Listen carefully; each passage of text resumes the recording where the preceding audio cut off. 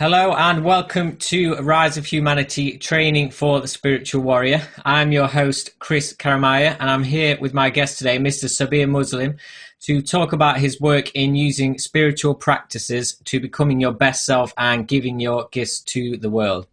Now, Sabbir is a coach and author of the book Bulletproof Peace, 30 Spiritual Secrets of Peace and Happiness, which contains some very powerful tools and knowledge that Sabbir has accumulated throughout his spiritual journey, and some great guidance on how to use these tools to improve your life today. So, Sabbir, welcome to the show. Thank you, Chris. Thank you very much for having me on. I'm really looking forward to this, so thank you. Great. Glad to have you here. So I read through your book, and it was a great experience. I got really good vibration just from reading it, and then through using the tools and action steps part of the book as well. So that was great. Thank you for that. So if you could begin with you just sharing your story from the beginning. I mean, you talk in the book about your issues with food and the desire to please your parents with your career from quite an early age. So if you could just start from there, really. Yes, absolutely. So right from an early age, I felt kind of disconnected, like something was wrong with me. And food seemed to be a very, very comforting means of just having some comfort or relief from my inner feelings, and it became an addiction. So I was compulsively overeating, had to go to fat clinics. I couldn't stop. And also from a very early age, my father especially, and my mother as well, wanted me to become a medical doctor. So there was food, and then there was the great desire to get the approval of my parents. And so I tried to apply myself academically, sometimes very successfully, and sometimes I'd be overeating and be kind of numbed out and unable to study or focus before exams. So it was a bit hit and miss. And this kind of attitude of trying to achieve in the world in some form carried on with me, because I thought if I could finally be a doctor, if I could finally be this thing called successful in the world, then I would arrive and I would feel okay, and I would have self-esteem, and everything would be fine and everyone would love me. And this pattern carried on, and as I was growing up, the food addiction got worse. I started to have health problems. I started to get anemia. My mother said I had bad breath. My hair was falling out in my mid-teens, literally going bald.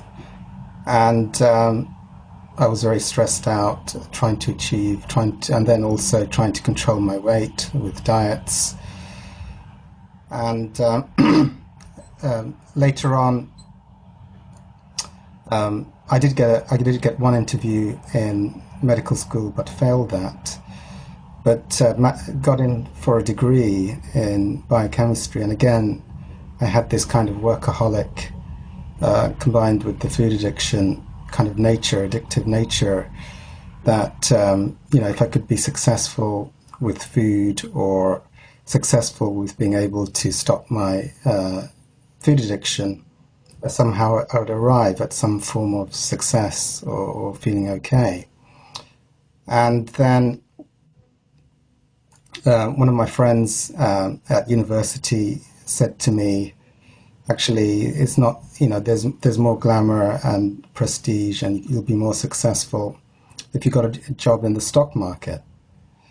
So all of these things related to achievement in the world sort of caught me, and it was like, yes, if I can finally get a job in the stock market, and on that day I'll finally have arrived, and everything will be okay, and life will be fine. And so eventually I started. It's a long story, but it took a lot of effort and a lot of time and a lot of rejection. I finally got my break in the stock market, and again, this thing of like really not feeling good enough and needing to achieve to get some form of self. I was always chasing these things where if I could achieve something, and I got the job in the stock market and still I didn't feel good enough. But my head said, well, if you become successful in the stock market, then you'll feel good enough. So I really went into the workaholism from early morning to late night, waking up at something like 5 a.m. in the morning. Some days I'd finish work at about 10 p.m. at night and then head off home. So real workaholism, and got pay rises. But as I was working, it was like I was losing myself more and more, striving for something that wasn't satisfying me. I was getting bronchitis and I was still going to work coughing. I remember one instance I was in the toilets and I was just coughing up blood into the toilets because I was just very ill. I shouldn't be at work, but I couldn't stop myself because of this need to achieve. It was becoming addictive in nature, like I had to do it. And someone was referring like, yeah, what are you doing in the toilets? It sounds like you're coughing up your guts. And then the director of the company said the company was doing well. He sent me off to New York on a business trip. And on the trip back, flight back to London, suddenly my feet started swelling up. And I actually had to take my shoes off. They were puffed up enormously. And when I got home, my mother was horrified looking at my puffed up feet. I had a blood test done and I was admitted straight away to the Royal Free Hospital. And the doctors took a blood test and they saw that I had kidney failure. And I was 30 years old and I'd lost about 70% of my kidney function. I'm guessing I'd lost about 70% of my kidney function in about 24 hours. So I was literally racing towards death at a rapid rate. And the doctor said they didn't know what was causing the rapid decline. And basically they didn't know what to do to halt the kidney failure. And they were taking about 10 tubes of blood at a time to send off to the various departments to try and figure out what was going wrong. And I was facing death in the hospital bed at the age of 30. And it was like there was nothing I could do to save myself in that situation. And these thoughts of I'm probably going to die soon came over me. And then it was like I surrendered. It was like there was nothing more I could do. I was facing death. And I had, what I can only say is, to explain it, as a timeless, heavenly, spiritual experience came over me, this beautiful, heavenly experience. And in that experience, I actually heard a voice say, find a spiritual solution. And I was in this heavenly bliss, and then it suddenly ended, and I was restored back to my normal consciousness. But it was such a profound experience, and I had the hope that a spiritual solution would be the thing that I needed from a higher source, and that everything I had tried to feel good enough or to feel okay in the world or to be who I was meant to be, it was not in the things I had chased, but I had to find the solution spiritually. So it sounded like you were definitely sort of very attached to external things up to that point in order to feel fulfilled. Absolutely. Yeah, absolutely, Chris. Absolutely. This was the thing. I thought, maybe I would think food could be the solution. Then I would think a diet could be the solution. Then I thought if I could be a doctor, that would be the solution. Then I thought if I could get a job in the stock market. But I would always get these things or achieve many of these things, and then it wouldn't be enough, and I would still feel empty. So that's right. No, and yes? So you mentioned, and I read this from your book, at that point that you had that amazing experience in hospital. One thing you said that it wasn't a spiritual solution itself. It was an instruction to go and find a spiritual solution. So it was obviously just opened up a completely new path for you at that point. That's correct. Absolutely. It was like it was an instruction that the solution would be spiritual. So how did you sort of begin on this path then? Obviously it opened up a whole new sort of, well, hopefully for you is a new glimmer of hope, but also a lot of questions it raised in your mind, I suppose. You're absolutely right, Chris. The spiritual experience end, and I wasn't a spiritual person at all, and I often joke it didn't say how or where or what to do. Yeah. So I sort of, after the spiritual experience, I racked my brain, and I had glanced over a book by Deepak Chopra that mentioned TM meditation, and I did go. As soon as they released me from the hospital, I enrolled on a TM meditation course, and that was one of the first things. I had high hopes. Maybe this was supposed to be it, this meditation, and it was very helpful. But I knew it wasn't going to be the thing. And after a while, and it was a long journey of trying many different things spiritually. I was in the early days, I was in a spiritual exploration phase, and I would go to these different types of spiritual groups or spiritual activities, and I would try them out for a while, and would then know after a period. I tried a Buddhist group, I tried a church, I tried becoming a spiritual healer, then a Reiki healer, but then these didn't work either. And I was going through visiting Indian gurus in London, various things, and I would explore these things, but after a while I would know it wasn't the right thing that I needed to be on. And then eventually, after about, I think, approximately 2 years of exploration in different places, in one of these spiritual groups, I had a mentor. His name was Hans, and he gave me a DVD, and he said, "Sabbir, take this home and watch this DVD." So I took it home, and I put the DVD in the DVD player, and this man with a grey beard started to speak, and immediately I had what I now, in hindsight, realize was what I'd call a Kundalini experience, or this tingling sensation and this bliss that was sort of rising up me. And it was the most beautiful experience. And it was then that I knew, it was like the universe was guiding me. Yes, this is a teacher whose path you should follow.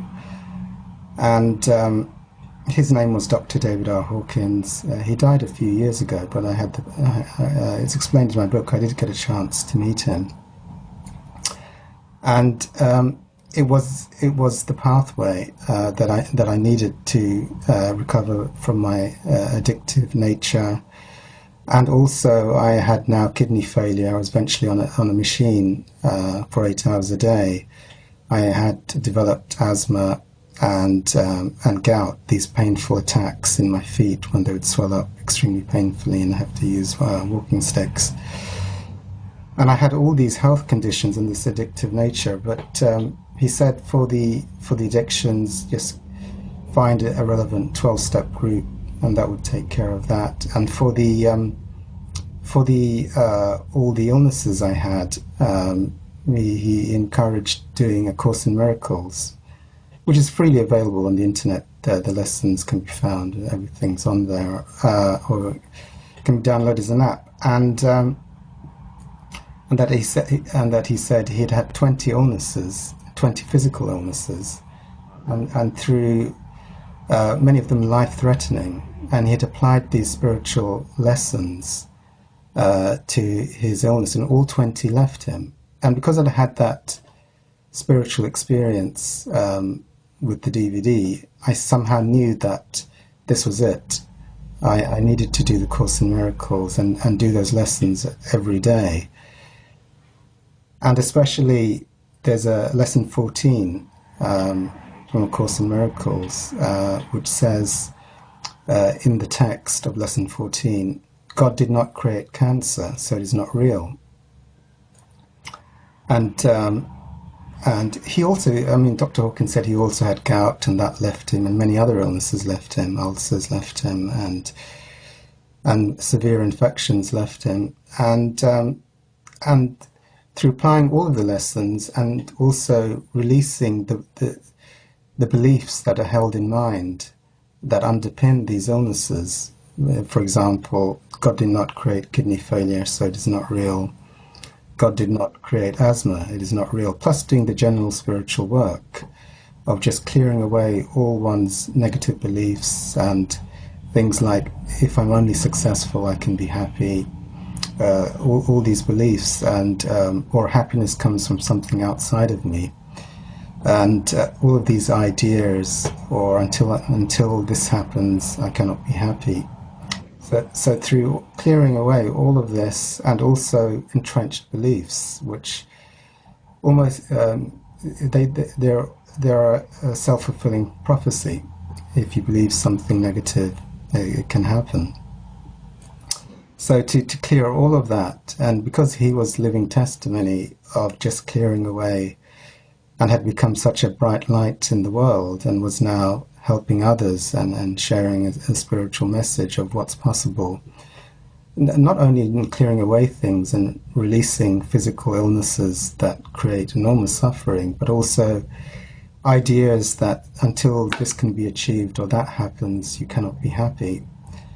And then, awakening to one's higher spiritual potential, to be of love and service, and to help others break free of, I call them the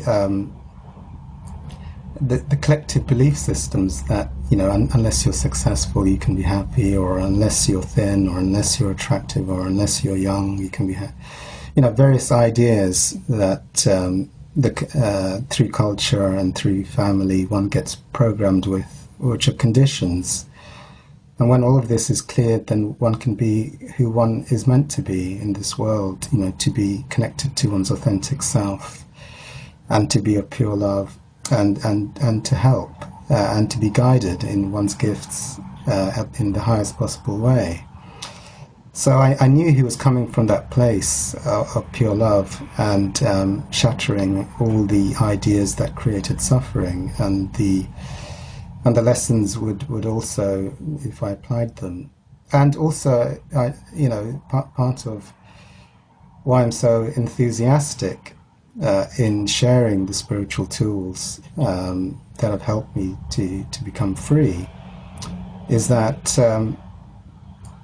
I was discharged from the asthma clinic. The gout medication that I was taking, the gout attacks stopped for so long that they stopped giving me the medication for that.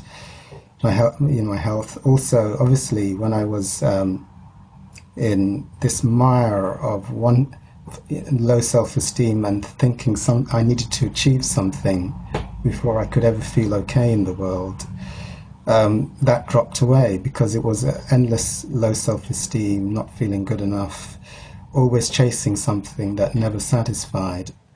So it was a very negative and dark place. Yeah, I think that's definitely something that so many people in the world can relate to.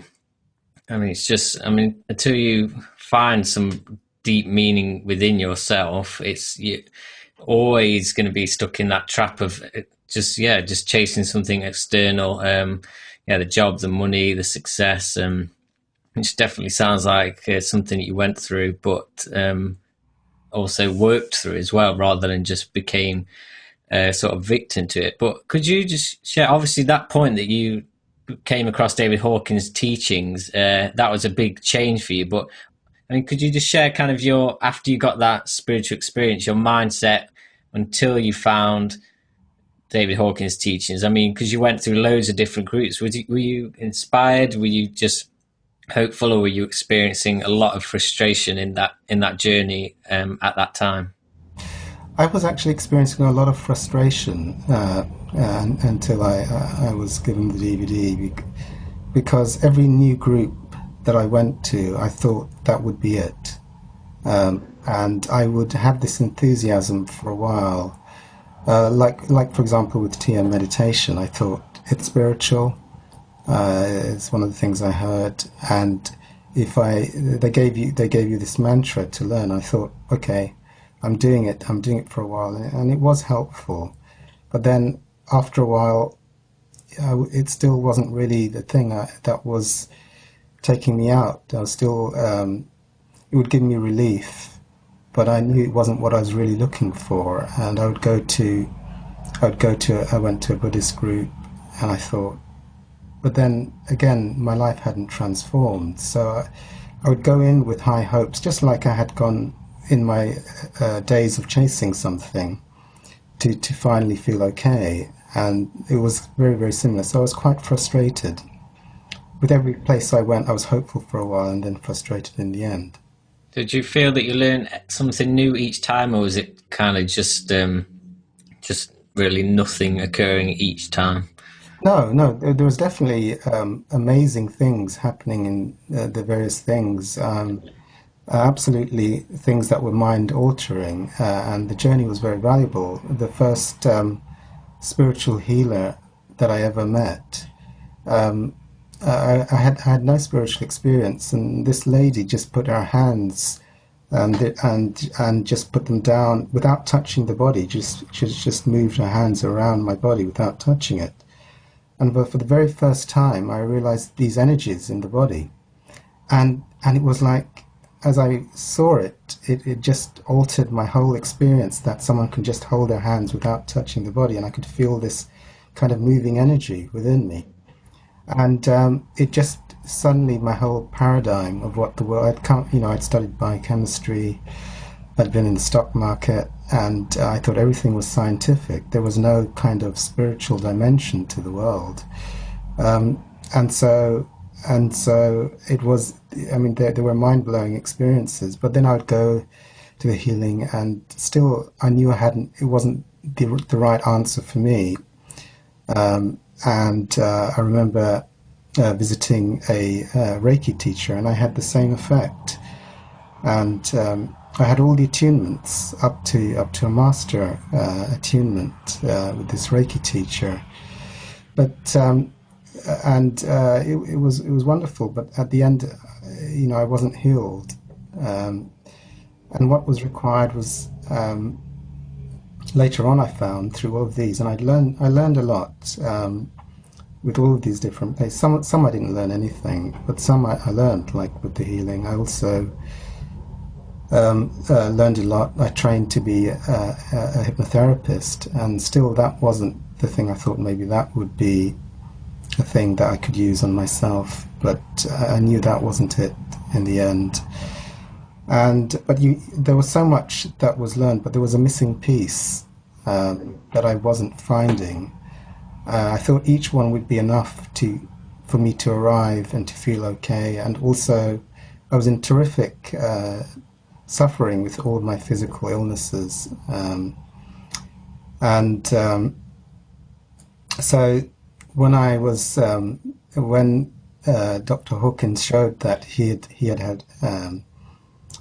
had all enormous suffering in his life, and had to the point of death, similar to myself, and had a spiritual awakening, and was led to the Course in Miracles and various teachers, that everything was lifted, and he was, if you like, he was clear now to be his authentic self, and to not be afflicted by negative thoughts, as you were saying, with externals. But as you clear all of that, and you're able to alleviate the suffering of the physical side of things, then one can be like clearer in being of love and service, and being guided to share one's own unique gifts with the world from a higher place once you're free of these limiting ideas. Hmm. Could you so next? So I read this from your book. You had quite a profound spiritual experience with a teacher that you met called Muji. Muji is a spiritual teacher from Jamaica, and could you just talk about your what you learned from Muji and the experience that you had in meeting him in private? Yes, thank you. No, thank you very much for asking that, Chris. And he's in my book and a major part of he's my other teacher. But it's corroborated. Hawkins talked about various paths which were very, very good for clearing the ego. And Muji is his lineage is the teachings originated from Ramana Maharishi, who was an Indian saint who was classified as an enlightened sage, and it's really going into to the level of really clearing all of one's ego mind or past identity to connect to the absolute light that is within when all identification with the prior identity is released. So I was going going to his groups and feeling essentially when going to his groups, I would go in with a quite chattery mind. And when he would speak in the groups, at the end I'd be in these profound states of bliss and happiness, and my mind was absolutely quiet and still, and everything was just so peaceful and happy. And then one day he said at the end of the group, he said, if anyone wants to come and visit me for a one-to-one session, just let me know at the end, and we'll book we'll book a time for us to meet one-to-one. So something intuitively in me said, you should do that. And but there was also fear in letting go of my habitual thinking patterns, and letting go of cherished ideas of who I thought I was and what I was, and habitual ways of thinking. So it was organized, and on the day I had to meet him, I woke up and I had this horrible gout attack, and one of my legs was puffed up, swollen, and was agonizing to put pressure on. And I was having this thought, oh, well, I should just call him up and cancel it. But there was something deep and new that I shouldn't. So it was really gout is when suddenly the feet very, very quickly swell up and the skin stretches very, very rapidly and causes really acute pain because of the huge swelling and inflammation in the toe and the feet. So I decided to go, but I was limping, and every footstep was agony. And it was like, what I realize now was, it was like there was it was like something in me didn't want to meet him, to be free, and so I was psychosomatically having a lot of mental resistance, and also physically manifesting a lot of things, so that it was like something didn't want total freedom in my thinking, and and it was also psychosomatically manifesting things in my body not to go. But I'd had these, the spiritual experience in the hospital bed and the spiritual experience with the DVD, and so I knew that freedom, these to really be my highest self, it was necessary to let go of all blocks so that I could be that, anything that limited me with pain or negativity. So I went there, and I told him when I met him, it was very, very difficult to come along to the session. And then he said it was fine, and he took me he had a little tiny room, and almost like a tiny little office, and we both sat in the room. And I had been practicing his technique, which is called self-inquiry, which is essentially asking what is observing one's sense of self. So if there are thoughts, is there a detached observer observing those thoughts? Or if there's a say a pain in the foot, is there a witnesser or an observation of that foot? So, and by this process, seeing is the true point of self the observation of the thought, or the observation of the pain, or is one the pain, or is one the thoughts? And to clarify this through this process. And he asked me, where have you got to with this self-inquiry? And I said, well, I keep trying it, and I'm watching your DVDs, but the best I get is there seems to be some kind of flat observer looking at the thoughts, and that's as far as I've got. So he said, okay, so he said there's this flat observer which is behind your head looking at these thoughts, but is there something behind observing this observer? And as I did that, suddenly it was like the world disappeared in infinite light, and there was just this infinite presence of love, light, and power, and it was it was the most beautiful experience ever, and by far. And then at a certain point, it seemed like a thought tried to emerge in this, and there was some identification with it. And then immediately, it seemed like the room came back. But now, and Muji was sitting there, but now it was like absolute bliss, and tears were streaming down my face, because it was suddenly like the world was beautiful. And everything was just seen in stunning clarity and beauty, or witnessed in beauty is probably more accurate. And Muji could see the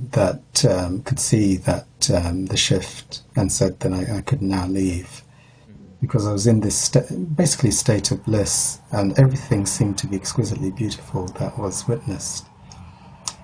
And yes, you wanted to say something? Or shall I carry on?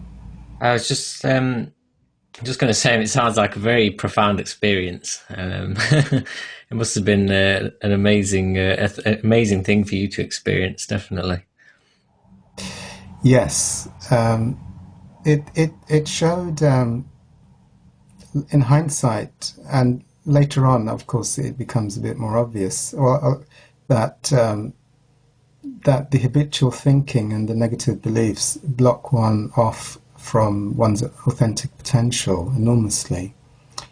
And so it was like there was this just state of presence and beingness, and walking down. I was going to go to the underground of the tube, or to get the transport, and it was like the trees were beautiful. Everything was seen to be absolutely exquisitely beautiful and perfect, and it was this sort of almost like a timeless presence. And then on the tube, I actually I was at the time doing some part-time work in the evening, and suddenly I was sitting on the tube, and it was a profound experience. It was like witnessing the people in the tube. There were just tears coming down my eyes, because they all looked so absolutely beautiful, like exquisite pieces of art, everyone on the tube. But then these thoughts started to come in more heavily into my mind of, oh, you've got to get to work now. And I started thinking more negatively, because it was basically for charities, but trying on the phone, telling people about the charities, hoping they would give money to these charities. So and see, handling any objections they had or concerns about giving money to certain charities. And so these negative thoughts started to come in. And when I got into the environment, the thoughts came in more strongly. I need to perform. I need to show that I'm doing a good job, that I am successful at this. So these thoughts really started to come in heavily. And by the end of the shift, that exquisite state had vanished. And in hindsight, I could see now, by holding on to these negative thoughts, I had come down from these high spiritual states of presence and beauty to this kind of negative self-talk. It sounds like you were at that point definitely trying to kind of channel two separate energies at the same time, this much higher one, and then obviously you had the still hanging on to the lower energies, and obviously eventually you dropped back down to the lower one. Exactly. Yes, it was like I was in the high level, the high energies, and then it was like the low energy thoughts were coming in, and I'd say now, in hindsight, I gave them the power to be real, and to purchase them. And the more I purchased them, the more I went to the lower level of my being, to the old habitual. I need to perform. I need to be successful. I need everyone to know that I'm good at this. Yeah. So have you? I mean, looking back from that point to like when you were working as a stockbroker, and obviously you were very stressed, and you had this illness and the kidney failure, and all the struggles you had with food when you were younger and trying to get into medicine. Looking back, do you feel like maybe there's kind of a spiritual misalignment or imbalance, like from the very beginning, and that all those problems in a way were pushing you forward to that point where you finally had that spiritual experience in hospital, and then everything changed for you? And do you kind of think that maybe looking back, everything was always pushing you forward to that point? If I understand the question right, I sort of see myself as being misaligned right from the beginning, in the sense that I didn't feel good enough, and right from the beginning, and all of these ideas were coming to me, and various things I was addicted to. But to be successful, to achieve something outside of me, would make me feel okay. I'd finally be all right if I could achieve something or get something. It did push me at the end, because these things just were not allowing me to feel okay, or that I could be who I was really supposed to be. Yeah. So and my symptoms and my striving became worse and worse as I got older, to the point where I hit crisis, with kidney failure. So, was there a point then that came about? I know you mentioned that you had a kidney transplant in the book as well. Was there a point that came about where you thought like it kind of shifted, and you're like, now I feel like I'm more in control in my health than I ever have been, or was it a very sort of gradual process? It's yes, that was an amazing phase, with the transplant. And what had happened there was that I was doing the Course in Miracles. I was watching and learning and reading a lot from Dr. Hawkins. I also went and visited him in the States a couple of times. And also, Muji at that point was based in London, so I was seeing him regularly, doing the self-inquiry practice. I also joined a 12-step program for addiction issues, and I was doing that. And as I was doing all of these things together, I was starting to get more and more this sense of, I was starting to feel better and better. And as I was doing this intense spiritual work every day, at a certain point, I was discharged from the asthma clinic and then stopped the gout medication. And also in this 12-step group for addiction, one of the things you do there is you give service. You just try and help others. And I was helping about 7 of these people, and someone else asked me for help in this group. So it's just an opportunity to do service. And I had known that the more I just tried to give freely into the universe, things were improving in my life. I'd always had this, before my kidney failure, I'd always had this thing of like, I'm not good enough, I need to get something from the universe attitude, which is this kind of huge sort of, I'm in lack, and I need to get something before I'm okay attitude. And they were teaching this new spiritual attitude of give from your heart freely without expecting anything in return.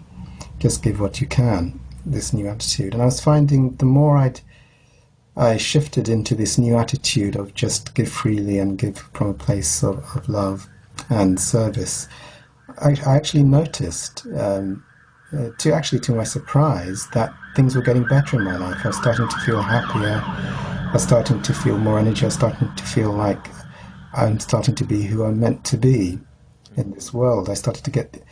so it was actually like it was making me feel good.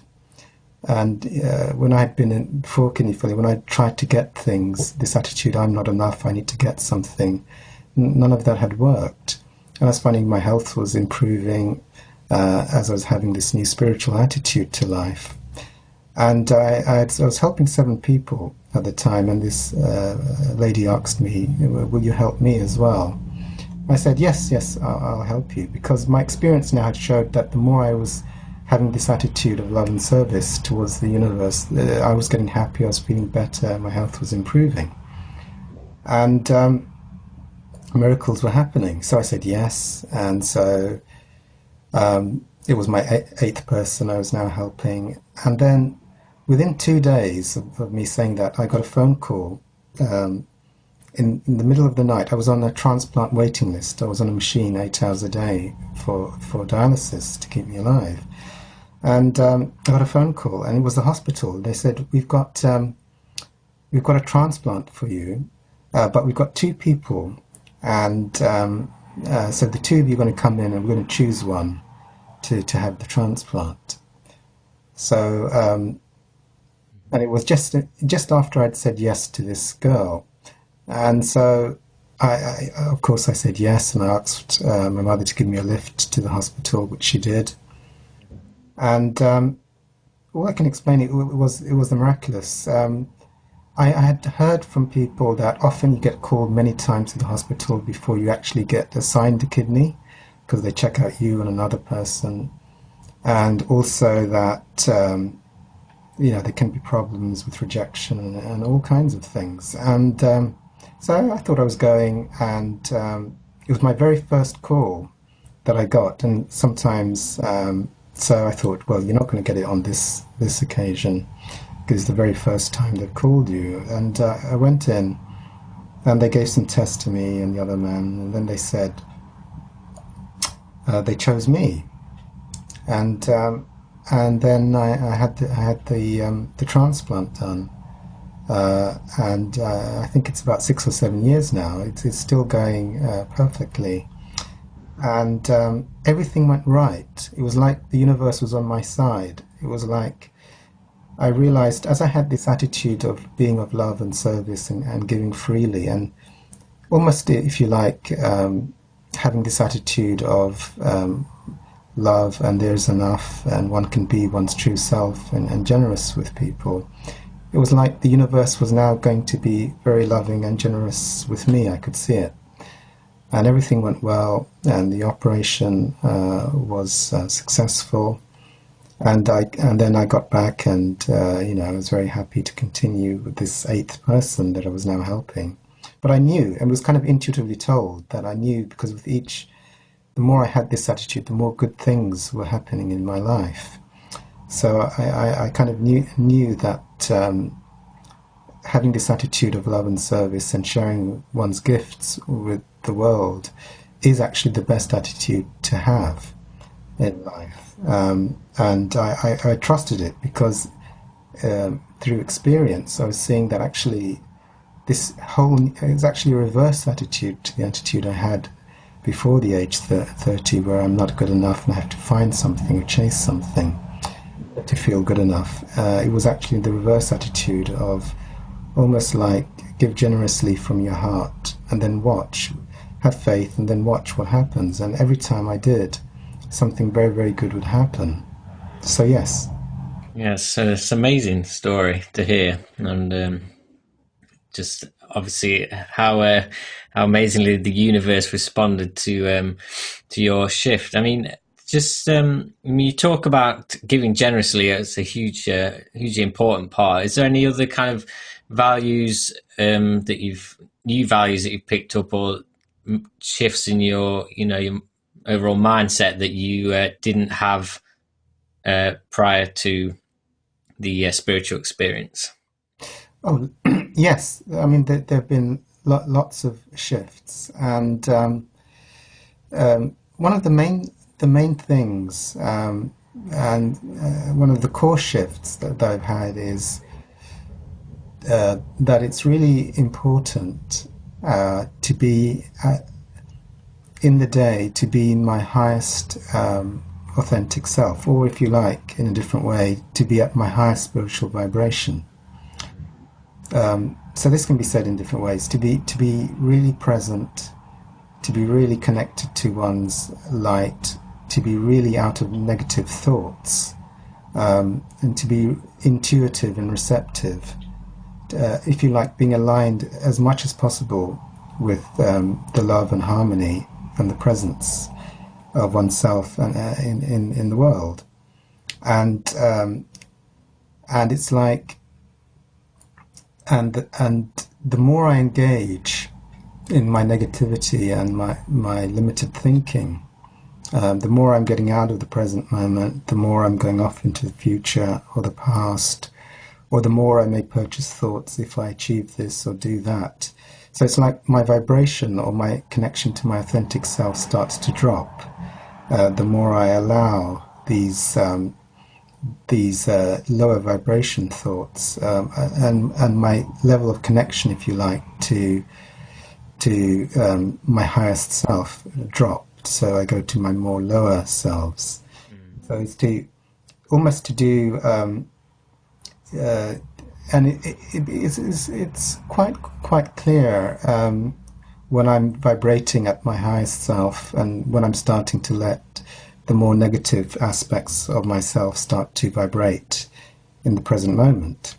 So it's always to have this thing of being at my highest vibration, and if I'm veering off course, to make adjustments so that I'm going back. Because what I can see from my whole journey, because in active addiction, it was basically feelings of fear, not good enough addiction, and suffering.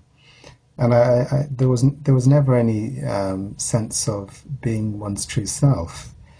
So allowing all of that negativity to be just who I was, led to a very unfulfilled and actually for me ultimately a destructive life, a meaningless life. So, and it's like, as I started to release all of that through all the spiritual work, with the Course in Miracles, with Dr. Hawkins' teachings and immediate self-inquiry, and participation with service in 12-step groups. As I did this spiritual work, I noticed that the less I'm allowing these negative thoughts and these negative beliefs to be in the present moment, the more it's like I'm in this, being in sync with the universe, and the universe being in sync with me, and my highest potential and my highest authenticity, or the person I'm supposed to be at my highest level, can be there in the day, being directed, if you like, at the highest level for being loving, being of service, being directed with my gifts in the world. So that's one of the key things, shifts that I've made. And there's various tools, that was mentioned with the Course in Miracle lessons, self-inquiry, prayer, also processes. If I feel like a negative feeling is arising, to process those negative feelings so as not to allow those to linger for too long, so that one can be clear. So various things, yes. Yeah, I can definitely relate with the whole idea of keeping your vibration high. I think that's definitely one of the most important things you can do. It can really change the whole kind of direction that your life can take. So that's very important, and that kind of leads nicely on to what I wanted to talk about next, which was your book, Bulletproof piece. And the first half is you sharing your story, but the second half is, a huge array of tools that people can use that will, in one way or the other, essentially raise their vibration. So if you could just talk about kind of some of the tools you put in there and your thinking behind that section of your book. Yes, thank you. Yes, there's 30 different tools, various tools for raising one's vibration and releasing the blocks that are stopping one going to a higher vibration. In the book is described various tools. For example, the self-inquiry tool, which is the one that I learned with Muji. Now, this is one of the more powerful tools, and it allows one to experience one's true nature. And the more one is dissolving those things which keep one in a lower vibration, the more one is resonating at the highest vibration, if you like. Now, what I learned there was very, very profound.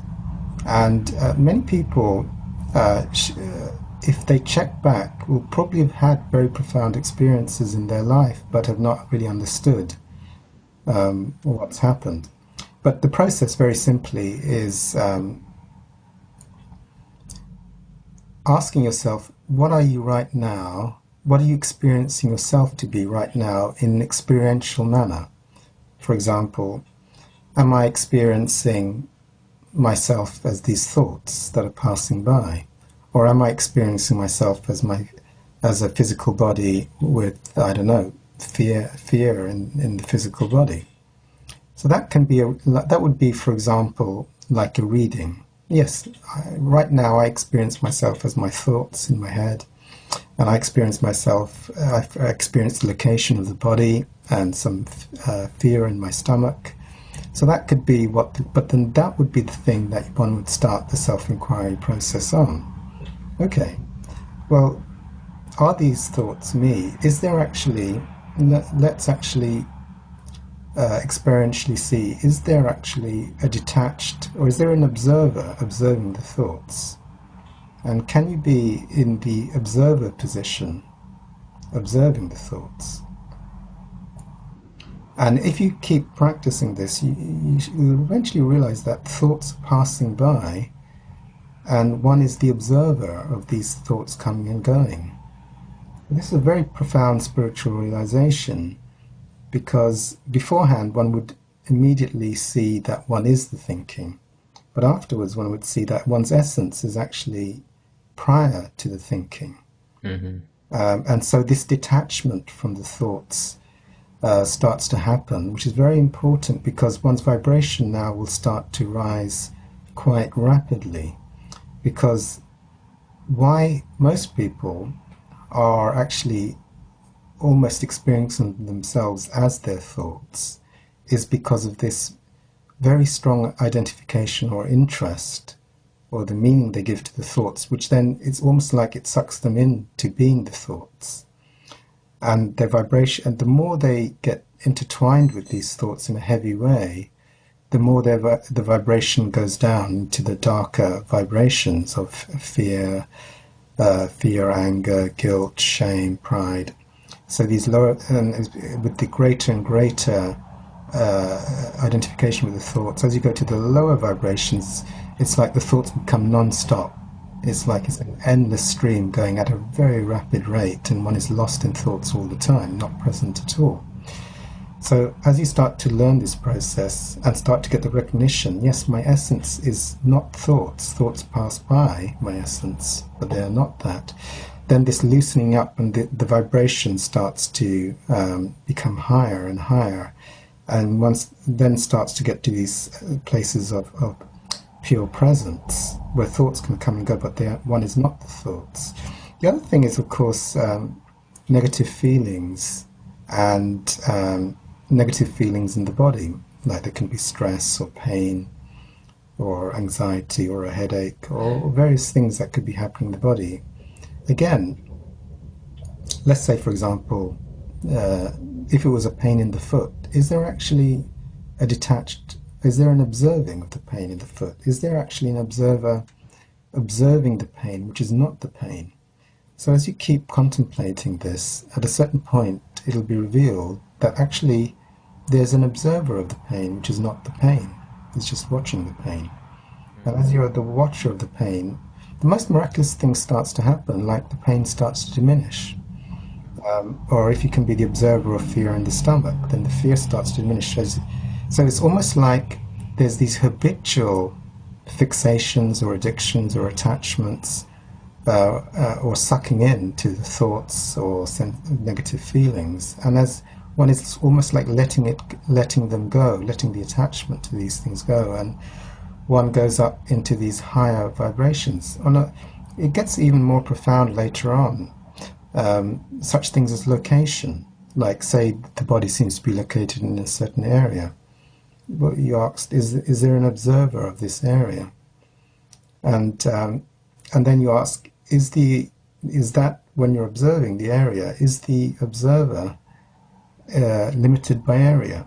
And if it is, then there's another observer observing this. So eventually you find that the essence is not limited in any way by distance. Also, the higher vibrations is actually, it was quite fascinating to understand and to experience that. I mean, everyone's experienced these days when time flies by, there's no time, or one seems to be in the timeless. So this absolute timeless presence and joy, everyone's probably had glimpses of that. And actually there's no time in those experiences. So it's like something in the mind is almost like counting time. And it's a very subtle thing, but if one goes to, well, is something here observing time or witnessing time, which is not time? As you contemplate this, suddenly it's like the thing in the mind that tracks time starts to dissolve, and one goes into the timeless limitless now. So it's almost like different layers will be revealed the more you do the practice, and then you're dissolving these things which can take you from feeling very constricted and limited in the moment to having this kind of timeless happy presence. There's also guidance that comes forth. So that's one of the tools which has been very profound for me. One of the tools mentioned in the book. Prayer is also a very powerful tool. Praying for people's happiness if you're angry at them, or praying for forgiveness, for help in forgiving these people. These are also there's also a section on prayer in the book. The Course in Miracles, which I mentioned, there's also a tool there devoted to A Course in Miracles, and the most miraculous experiences that I had while doing that. So it's like as you start doing these spiritual practices, you get affirmations that they're taking you in the right direction. Right.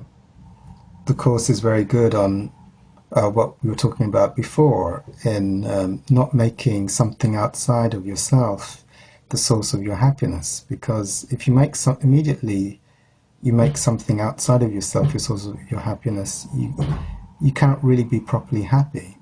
You lose your power, really. Exactly.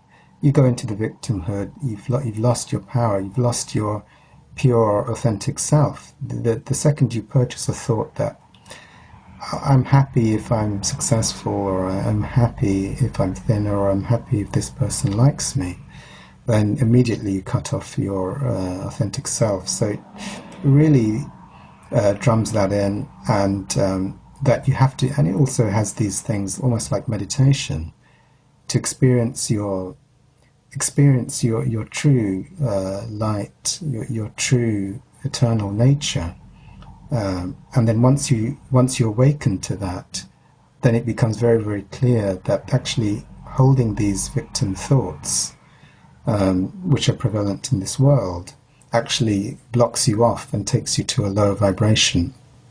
That's right. Yeah, I mean, it's yes, I've been through the book personally, and yeah, some very, very powerful tools in there, and I definitely recommend it to the listeners to check that out. And I'll be putting a link for that book in the show notes as well. So definitely recommended. So as we just get to the towards the end of this interview, if you could just tell us, what you're working on now and how people can find out about you and your book and things like that. Oh yes, thank you, Chris. Yes, my work right now. I have the book Bulletproof Peace: 30 Spiritual Secrets of Peace and Happiness. It's available on Amazon out there, and my work involves. I run.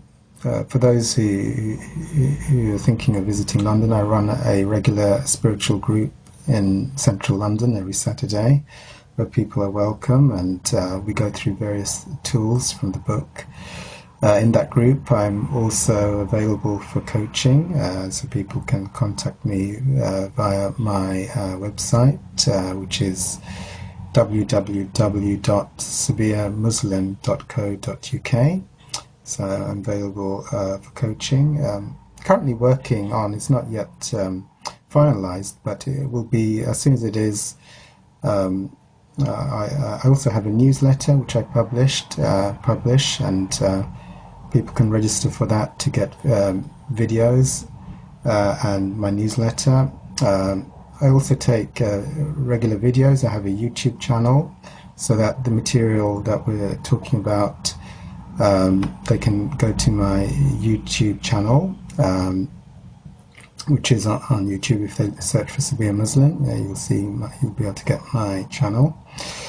And there's lots of videos which I share for everyone to benefit. I'm currently working on a video course which will go through many of the things we've been discussing today, so that we have that people can also learn everything through that video course, so that all of these tools can be shared with the world, so that people can realize their authentic nature and be relieved of all the things that are burdening them down. Wonderful. So yeah, really appreciate you coming on the show, Sabbir, and sharing this story. And I think it just proves to people that despite facing huge adversities and potentially massive problems that you may be facing in your life, that if you search for the answers and look for the solutions, and you're persistent, even in the face of frustration and all the negative emotion that comes with it, you can rise up and turn your life around and have almost miraculous results. So really appreciate you coming on the show today and sharing your story, Sabbir. Thank you so much for having me, Chris. It's been a great pleasure. Thank you again. So that's it for today, guys. I hope you have enjoyed this episode of Rise of Humanity, and that you would check out Sabbir's book, Bulletproof Peace, which I'll be linking to in the show notes. It comes highly recommended, and I definitely recommend that you implement it in your life. So that's all for today, guys. Take care, and I'll catch you next time. Bye bye.